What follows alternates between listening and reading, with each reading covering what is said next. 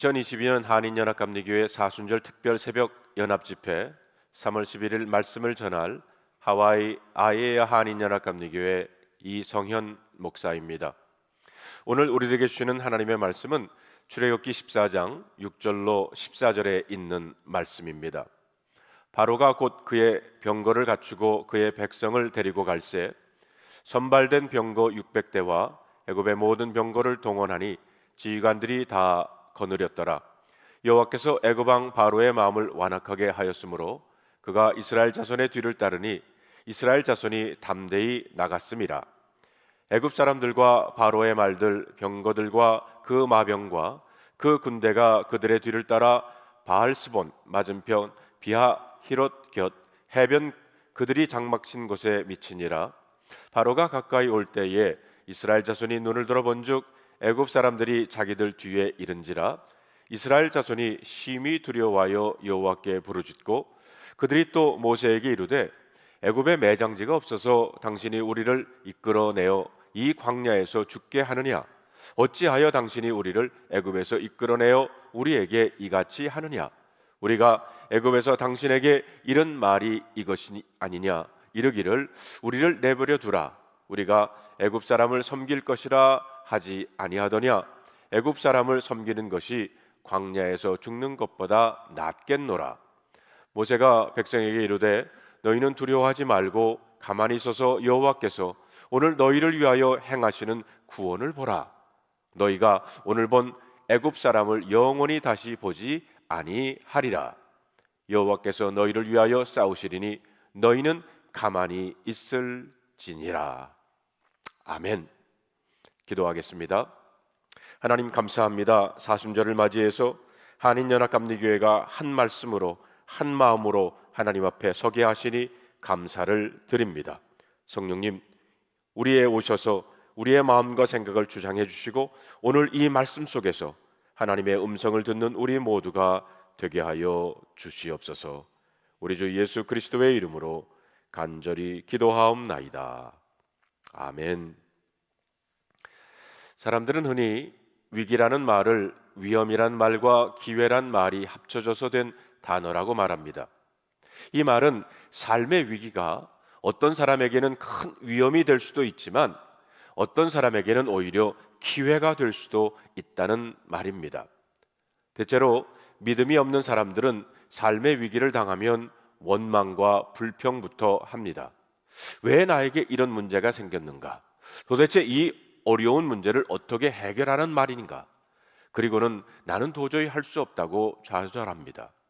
그러나 믿음의 사람들은 원망과 불평보다는 자신에게 닥친 문제를 하나님 앞에 가지고 나가 하나님의 뜻은 무엇입니까? 라고 묻기를 시작합니다.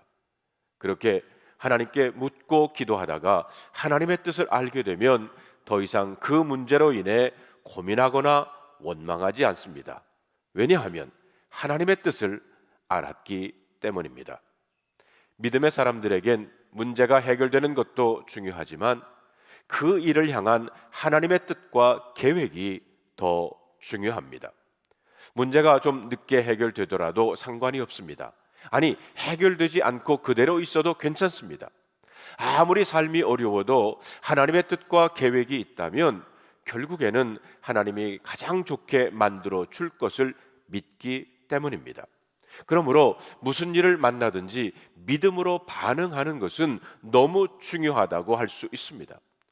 우리가 알다시피 이스라엘 자손들은 하나님의 능력과 도움으로 출애굽을 했습니다. 바로 왕과 애굽의 코를 납작하게 만들고 마치 군인처럼 대열을 지어서 당당하게 애굽에서 나왔습니다. 하나님께서 그들의 길을 인도했는데 구름기둥 불기둥이 그들 앞장서서 인도했다고 했습니다. 그렇게 해서 그들이 도착한 곳이 바로 홍해 바닷가였습니다. 여러분 14장 1절로 2절에 있는 말씀을 보겠습니다. 여호와께서 모세에게 말씀하여 이르시되 이스라엘 자손에게 명령하여 돌이켜 바다와 빅돌 사이에 비하히롯과 앞 곧 바알스본 맞은편 바닷가에 장막을 치게 하라고 했습니다.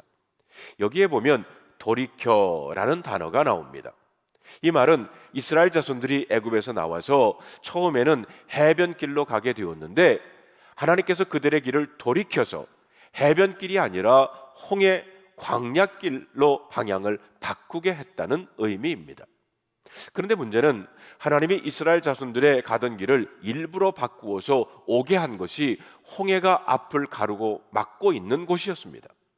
본문에 보면 바다와 빅돌 사이, 그것도 비하히롯과 바알스본 맞은편 바닷가에 장막을 치게 했다고 했습니다.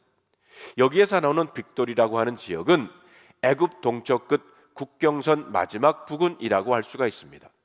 국경선을 표시하는 높은 망대가 있고 그 앞에 홍해가 있습니다. 그리고 양쪽에는 비하히롯과 바알스본이라고 하는 산이 있습니다. 성도 여러분, 한번 생각해 보시기를 바랍니다.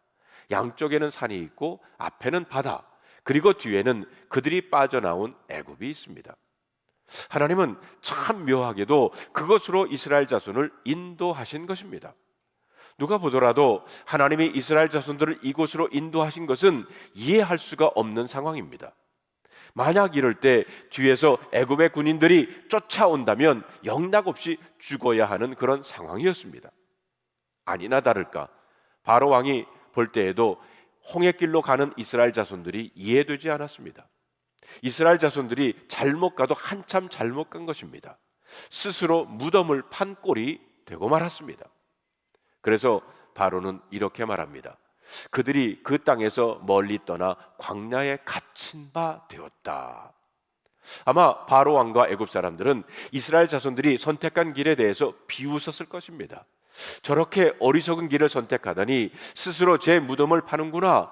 어쩌면 이번 기회에 저놈들을 한순간에 몰살시킬 수 있겠구나 라고 쾌재를 불렀을 것입니다. 그래서 이 기회를 놓치지 않을세라 바로 왕은 그 군대를 모아서 이스라엘 자손들을 뒤쫓아 오게 됩니다. 이제 이스라엘 자손들은 정말 꼼짝할 수 없는 위기 상황을 만나게 됩니다. 그야말로 사면초가였습니다. 특히 이런 위기 상황은 2절에 나오는 두 개의 지역 이름에서도 읽을 수가 있어요. 하나의 이름은 비하히롯이라고, 다른 하나는 바알스본이라고 하는 곳입니다. 비하히롯이라고 하는 말은 구출이라는 의미를 가지고 있고, 바알스본이라는 말은 바알이 내려다본다라는 뜻을 가지고 있습니다. 이 두 개의 지역 이름은 마치 하나의 은유처럼 보입니다. 이런 겁니다. 이스라엘 백성들이 하나님의 구출을 받든지 아니면 바알 우상 앞에 항복을 해버리든지 바로 그 둘 사이에 서 있는 절대적인 위기를 만났다는 것입니다. 만약 하나님이 구원해 주시지 않으면 다시 옛날 우상을 섬기던 자리로 돌아갈 수밖에 없는 그런 꼼짝할 수 없는 위기 상황에 이스라엘이 갇혀 있게 되었다는 겁니다. 우리가 믿음의 삶을 살아가다 보면 이런 막다른 골목에 몰리는 경험을 할 때가 있습니다. 우리 중에 어떤 분은 사업 때문에 인생의 코너에 몰리기도 하고요. 혹은 건강 문제 때문에 어떤 사람은 인간관계에서 그 골목에 몰리는 사람들도 있을 것입니다. 또 어떤 분은 자기 혼자만이 감당해야 할 비밀스러운 사건 때문에 막다른 골목에 갇힐 수도 있습니다. 자, 그렇다면 성도 여러분, 이럴 때 우리는 어떻게 해야 할까요? 그 답을 오늘 본문에서 찾아보십시다. 무엇보다도 먼저 오늘 본문에서 우리가 배울 것은 우리의 삶은 하나님의 계획 안에 있다는 것입니다. 우리의 삶은 그저 의미 없이 흘러가는 시간 위에 있는 것은 아닙니다. 우리가 당하는 크고 작은 사건은 그냥 우연히 일어나는 것이 아니라는 것입니다. 이 말은 이스라엘 자손들이 길을 잃고 방황하다가 어쩌다가 홍해 앞에 온 것이 아니었습니다. 모세가 이 길을 선택한 것도 아니고 또 이스라엘 자손들이 원했던 길도 아니었습니다. 누가 인도했습니까? 하나님이 인도하신 길입니다. 그것도 구름기둥 불기둥으로 인도하셨습니다. 이스라엘 자손들이 잘 가고 있었던 해안길, 잘 닦여진 도로에서 돌이키게 하고 일부러 이곳으로 인도하셨습니다. 거기에는 분명히 하나님이 의도하신 것이 있었기 때문입니다. 우리가 성경을 자세히 보면 하나님은 이스라엘 자손들의 방향을 바꾸게 하실 때 이미 모세에게 하나님의 계획을 알려주셨습니다. 여러분 14장 1절로 4절에 보면 하나님께서 왜 그렇게 하신 줄을 알려주고 계십니다. 흥미있게도 본문을 보면 하나님이 모세에게는 이스라엘 자손들을 돌이켜 홍해길로 가게 하시고 바닷가에 장막을 치게 하시고는 이번에는 바로 왕을 찾아가셨습니다. 그리고는 바로 왕의 마음을 완악하게 했습니다. 안 그래도 바로 왕은 그 신하들과 이스라엘을 내보낸 것을 후회하고 있었어요. 우리가 어찌 이같이 하여 이스라엘을 우리를 섬김에서 놓아 보냈는가? 바로 왕은 신하로부터 이스라엘 자손들이 바다와 믹돌 사이 바닷가에 장막을 쳤다는 보고를 받게 되자 군대를 동원해서 이스라엘 자손들을 뒤쫓게 합니다. 본문에 보면 그는 선발된 병거 600대와 애굽의 모든 병거들을 다 동원해서 이스라엘 자손들을 추격하게 했습니다. 여기서 말하는 선발된 병거 600대라는 것은 일종의 바로의 친위대였습니다. 최고의 무공을 자랑하는 군인들을 총동원해서 이스라엘을 추격하기를 시작합니다. 본문 4절 첫 부분에 보면 이런 말씀이 나옵니다. 내가 바로의 마음을 완악하게 한즉. 참 놀랍지 않습니까? 누가 바로의 왕의 마음을 완악하게 했습니까? 하나님이십니다.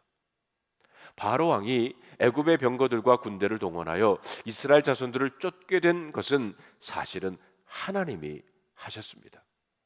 그렇습니다.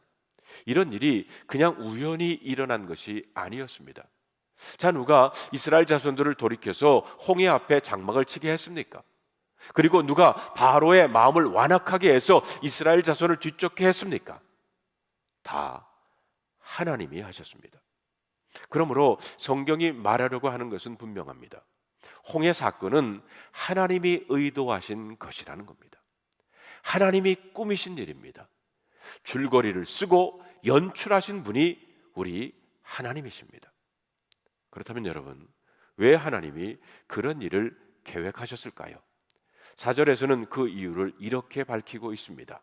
내가 바로의 마음을 완악하게 한즉 바로가 그들의 뒤를 따르리니 내가 그와 그의 온 군대로 말미암아 영광을 얻어 애굽 사람들이 나를 여호와인 줄 알게 하리라 하시매 무리가 그대로 행하니라.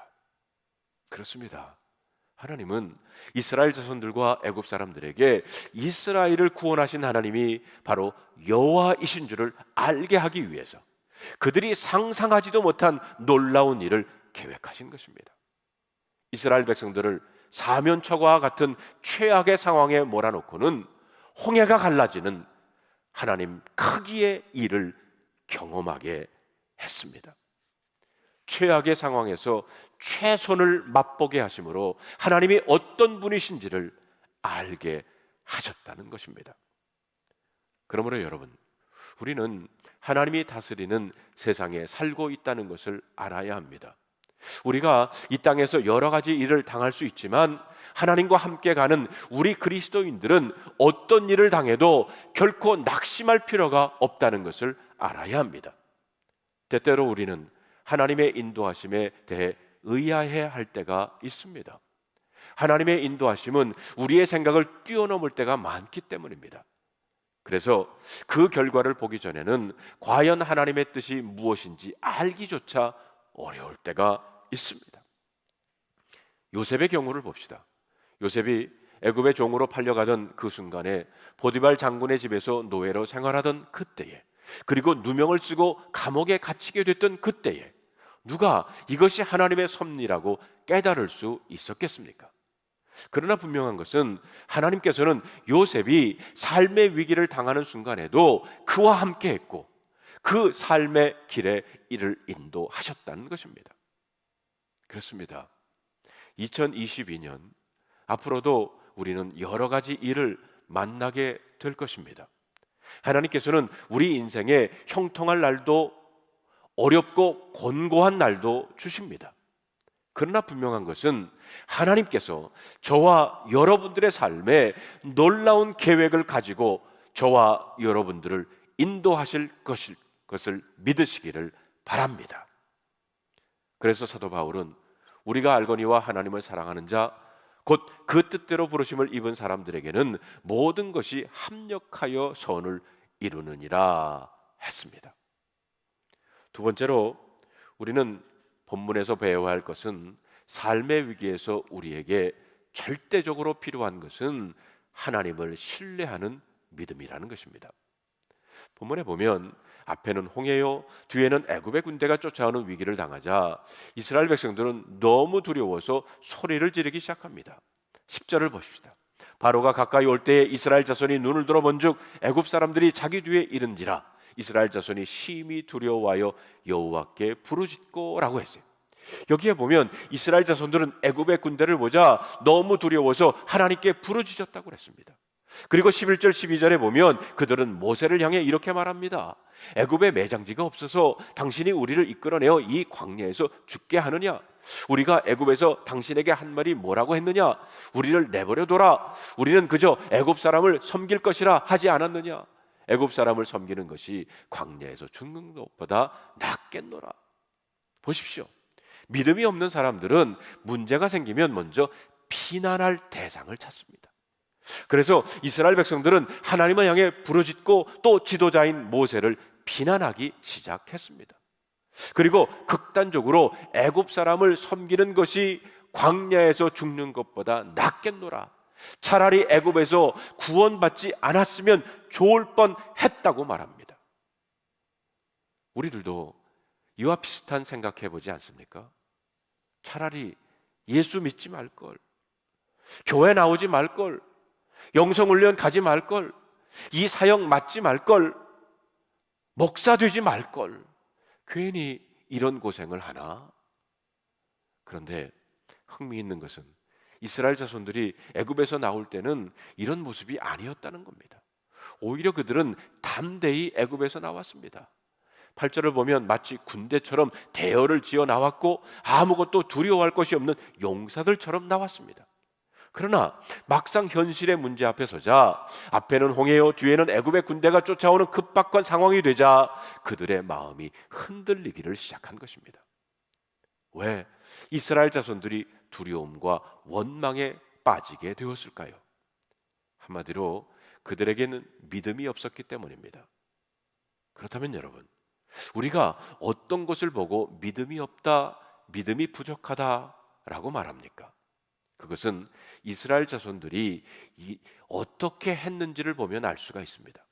본문에 보면 애굽의 군대가 뒤쫓아오자 이스라엘 자손들은 하나님을 보지 않고 또 하나님의 계획은 다 잊어버리고 단지 그들을 추격하는 애굽의 군대만을 보고 두려워했던 겁니다.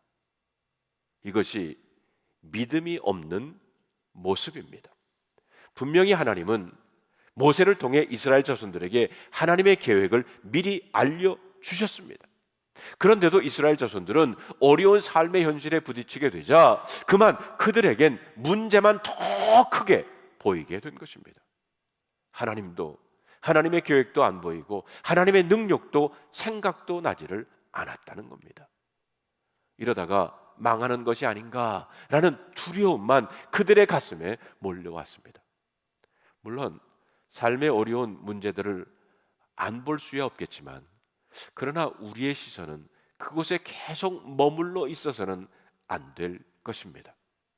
견디기 어려운 상황과 환경임에도 불구하고 우리는 그 환경을 뛰어넘어 우리의 삶을 주관하시는 하나님을 볼 수 있어야 합니다. 그렇다면 여러분, 믿음이 무엇입니까? 믿음이란 한마디로 하나님을 바라보는 것입니다. 모세를 보십시오. 그는 믿음의 사람이었습니다. 그는 그 위기의 순간에 믿음으로 반응하기를 시작합니다. 13절에 있는 말씀을 우리 다 같이 한번 읽어볼까요? 모세가 백성에게 이르되 너희는 두려워하지 말라고 가만히 서서 여호와께서 오늘 너희를 위하여 행하시는 구원을 보라. 너희가 오늘 본 애굽 사람을 영원히 다시 보지 못하리라. 여기에 보면 모세는 이스라엘 자손들에게 보라라고 말합니다. 보십시오.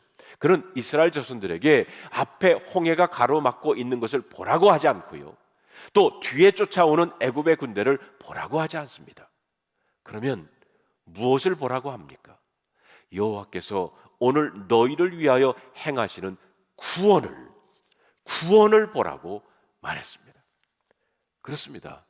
믿음이 없는 이스라엘 백성들은 자신들을 추격하는 애국 군대를 보았고 앞을 가로막고 있는 홍해를 보았지만 모세는 하나님을 보라, 하나님의 구원을 보라고 선포합니다. 성도 여러분, 이것이 믿음의 차이입니다. 그런 의미에서 믿음이란 어떤 상황 속에서도 두려워하지 않고 가만히 서서 하나님을 바라보는 것입니다. 특히 오늘 우리는 13절에 가만히 서서라는 말에 주의를 기울여야 합니다. 가만히 서서라고 하는 말은 사실 우리가 아무것도 할 것이 없다는 겁니다. 대체로 믿음이 없는 사람들은 어려운 일을 당하면 그 어려움을 자기가 해결해 보려고 달려듭니다. 아주 애를 써요. 그리고는 다른 사람들을 향해서 아니 왜 가만히 있느냐, 뭐라도 해봐, 이렇게 소리를 칩니다. 그러나 한번 생각해 보십시오. 앞에는 홍해가 가로막고 있고 뒤에는 애굽의 군대가 쫓아오는 상황에서 믿음이 없는 이스라엘 자손들이 할 수 있는 것이 무엇이겠습니까? 사실 아무것도 없습니다. 소리친다고 해결되는 것 아닙니다. 하나님은 이스라엘 자손들의 한계를 너무 잘 아셨어요. 그래서 그들을 보고 나서지 말라고 하신 겁니다. 가만히 서서 하나님의 구원을 보라고 하신 겁니다. 사실 그때에는 하나님이 일하셔야만 할 때였습니다. 여러분, 사실 우리가 얻은 구원이 이와 같은 것 아닙니까? 죄와 죽음과 심판은 우리 인간의 힘으로 해결할 수 있는 일이 아닙니다. 우리가 노력한다고 죄가 없어지는 것이 아니고 우리가 애를 쓴다고 죽음을 이기는 것이 아닙니다. 그래서 하나님은 우리가 무엇을 하기를 바라지 않고 일방적으로 구원의 길을 열어주셨습니다. 그래서 로마서 5장 8절에 이렇게 말합니다. 우리가 아직 죄인 되었을 때에 그리스도께서 우리를 위하여 죽으심으로 하나님께서 우리에 대한 자기의 사랑을 확증하셨느니라. 성도 여러분, 우리의 힘으로 구원받을 수 있다면 예수 그리스도께서 오실 필요도, 십자가에서 우리 대신 죽으실 필요도 없었을 것입니다. 자, 보십시오. 이스라엘 자손에게 가만히 서서 하나님의 구원을 보라고 하시고 하나님은 어떻게 일하셨습니까? 아예 홍해를 갈라버리셨습니다. 그 어느 누구도 상상하지 못한 방법이었습니다. 하나님은 아예 바다를 가르시고 이스라엘 자손으로 하여금 그 마른 땅을 건너가게 하셨습니다. 하나님께서 큰 동풍으로 밤새도록 바닷물을 물러가게 하셨습니다. 그러자 물이 갈라져 바다가 마른 땅이 됐어요. 이스라엘 백성들은 그 바닷길을 걸어 홍해를 건너게 되었습니다. 성도 여러분, 어떤 의미에서 진정한 믿음은 내 방법을 버리는 것입니다. 내가 해보려고 몸부림치는 것을 멈추는 것입니다. 제가 사는 하와이에는 겨울에도 바닷가에 가면 반드시 구조대원들이 높은 의자를 마련하고 쌍안경을 가지고 바다를 보고 있습니다. 그러다 어떤 사람이 조난을 당해서 물에 빠져 허우적거리면 신속히 헤엄을 쳐 가서 구조하면서 하는데, 가장 어려운 것은 살겠다고 발버둥 치면서 구조대원의 발을 끌어안고 놓아주지 않는 것이랍니다. 그러면 같이 빠져 죽습니다. 그때 구조대원들은 이렇게 말합니다. 몸을 맡기세요. 몸을 맡기세요. 이렇게 해도 겁을 먹으며 맡기기는 뭘 맡겨, 그리고 더 매달립니다. 그때 유일하게 할 수 있는 일은 턱을 들어서 주먹으로 때리는 겁니다. 때리면 기절합니다. 기절하고 늘어지면 몸을 맡기기 때문에 물속에서 건져낼 수 있다는 것입니다. 맡겨야 합니다. 물에 빠진 사람 건지는데도 맡기지 아니하면 같이 빠져 죽는 것처럼, 이 세상의 문제를 당해서 하나님께 나와 부르주실 때 주님께 온전히 맡겨야지 내가 문제를 해결했다고 발버둥 치다가 낭패와 실망을 당하게 된다는 거예요. 우리는 하나님께 모든 것을 내어 맡기고 주님이 도와주실 것을 기다려야 합니다. 그러나 여러분, 이것은 말처럼 쉬운 것은 아닙니다. 애쓰고 몸부림치던 내 손의 수고를 놓는 것은 결코 쉬운 일이 아니라는 겁니다. 내려놓는 것 말처럼 쉽지 않습니다. 그래도 뭔가 노력해야 될 것이라고 우리는 생각합니다. 우리는 어려서부터 그렇게 배웠습니다. 워낙 우리는 우리가 뭔가 해야 한다는 강박관념에 사로잡혀 있습니다. 그런데 모세는 이스라엘 자손에게 가만히 서서 하나님을 보라고 말합니다. 가만히 서서 하나님이 구원을 바라보라는 것, 그것이 바로 믿음입니다. 이런 재미있는 표현이 있습니다. 공포가 놓고 할 때 믿음이 나가 봤더니 아무것도 없었더라. 우리가 할 수 있는 일이 없을 때 비로소 우리는 잠잠히 하나님을 바라보게 됩니다. 그래서 에레미야 선지자는 에레미야애가 3장 26절에 이렇게 말합니다. 사람이 여호와의 구원을 바라보고 잠잠히 기다림이 좋도다. 어느 책에 보니까 옛날 수도사들은 낮은 기도와 깊은 기도의 차이를 거울과 창문의 비유로 설명하고 있는 것을 봤어요. 거울을 보면 자신의 얼굴이 나타납니다. 낮은 단계의 기도란 마치 거울을 볼 때 자기 자신의 얼굴을 보는 것처럼 여전히 자신의 고통, 자신의 소원, 그리고 자신의 욕망밖에 보이지 않는다는 겁니다. 그러나 깊은 기도는 창과 같습니다. 창을 보면 거기에는 자신이 보이질 않습니다. 창을 통해서 밖을 볼 수가 있어요. 그것처럼 깊은 기도는 자신이 아니라 밖에서 일하시는 하나님을 바라보는 것입니다. 그런데 이 낮은 기도에서 깊음의 기도로 나아가는 중요한 길을 그들은 잠심의 과정이라고 불렀다고 해요. 바로 잠잠한 마음입니다. 우리의 마음이 잠잠해질 때, 가만히 서서 하나님을 바라볼 때 우리의 마음은 맑은 창이 되어 하나님의 일하심을 바라보고 기뻐할 수 있는 것입니다. 이런 잠심, 잠잠한 마음의 반대는 분심, 마음이 여러 가지로 나뉘는 것입니다. 자기 안에 일어나는 여러 가지 염려와 욕망으로 어떻게 해야 하나, 이렇게 해볼까 저렇게 해볼까로 마음이 나눠지는 것이 분심입니다. 그런데 중요한 것은 이런 복잡하고 분주한 마음으로는 하나님을 볼 수가 없다는 것입니다. 사랑하는 성도 여러분, 앞으로 여러분들에게 정말 좋은 일만 많이 생기기를 바랍니다. 그러나 이스라엘 자손들처럼 앞에는 홍해요, 뒤에는 애굽 군대가 쫓아오는 절박한 일을 만날 수도 있을 것입니다. 그럴 때 필요한 것이 바로 믿음입니다. 어떤 경우에도 하나님을 바라보기를 바랍니다. 하나님이 우리 인생의 가장 좋은 인도자이십니다. 이 땅은 지금도 여전히 살아계신 하나님이 다스리고 계시고 하나님의 하늘 보좌는 여전히 건재하십니다.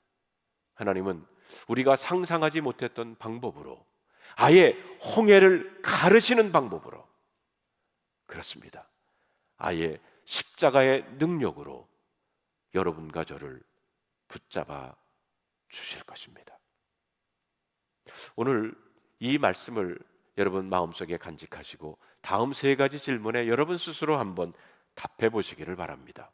첫째, 요즘 내가 경험하고 있는 막다른 골목은 어떤 것이 있나? 둘째, 그런 상황 속에서 나는 무엇을 바라보고 있나? 그리고 세 번째, 내가 전적으로 하나님께 맡기지 못하는 이유는 무엇인가? 오늘도 말씀을 붙잡고 주 안에서 승리하시기를 주님의 이름으로 축원합니다.